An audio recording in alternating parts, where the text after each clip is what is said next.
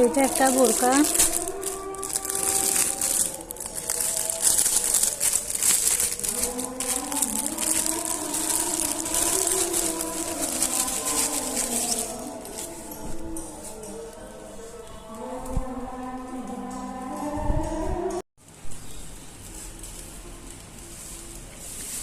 বাহিরে প্রচুর বৃষ্টি, এখানে আমি 2 রকমের আলু নিয়ে বসছি। দেখেন বৃষ্টির জন্য ওদিকে পলিথিন দিয়ে আসি।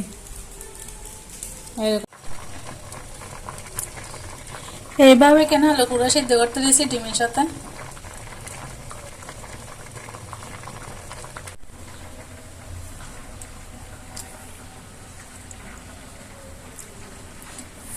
এইটা রান্না করব আলু এগুলা শুটকি মাছ এগুলো দিয়ে। এইখানে আমি গরম পানি দিয়েছি, শুটকি মাছগুলো আমি গরম পানি দিয়ে ভালোভাবে ধুয়ে ফেলবো। এই তো কিছুক্ষণ ভিজায় রাখছি, আলুগুলা ধুয়ে ফেলছি আমি। এখানে পেঁয়াজও কেটে নিয়েছি, সব মশলা একসাথে নিয়ে নিয়েছি শুটকি মাছের জন্য। এত ঝামেলা করে শুটকি মাছ রান্না করতে হয় না, তাড়াহুড়োর মধ্যে হয়ে যায়।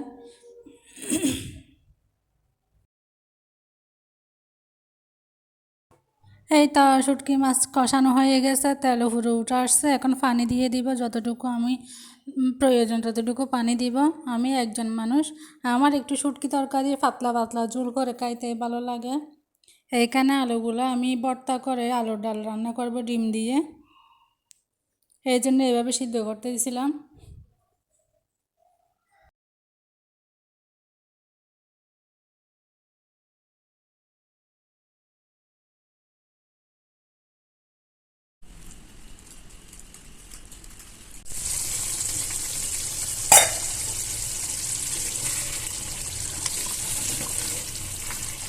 আলু ঘাটির মতো আলু কাটি, ডিম আলু ঘাটি, এটা ডিম আলুর ডাল।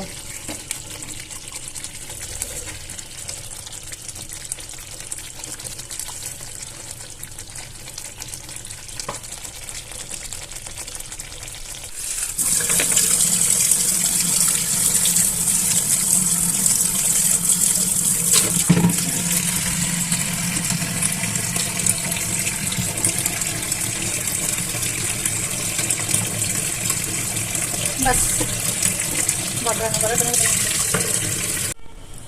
আমার আজকে রাতের খাবার এখানে আছে শুটকি মাছ, ভাত আর কিছু নেই।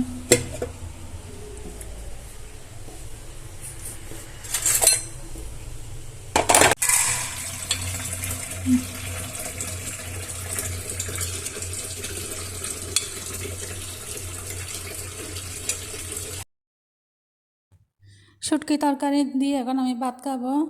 আলুর ডাল যেগুলো রান্না করতেছি সেগুলো সকালের জন্য, সকালে আমার কাজ তাড়াহুড়া হয়ে যায়, এই জন্য সকালের জন্য এখন রান্না করে রাখতেছি।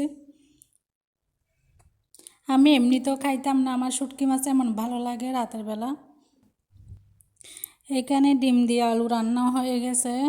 এখানে আমি ধনিয়া পাতা কেটে রাখবো, ধনিয়া পাতা দিয়ে দিব, তারপর নামিয়ে ফেলবো। এই তো একটু আরও একটু কমাই ফেলবো ঝোলগুলো, যাতে রুটি দিয়ে পরোটা দিয়ে খাওয়া যায়। উপর দিয়ে ধনিয়া পাতা ছিটিয়ে দিব এখন, তারপর ডেকে রাখবো। এদিকে আমার ভাত খাওয়া শেষ হয়ে গেছে, রান্নাও শেষ।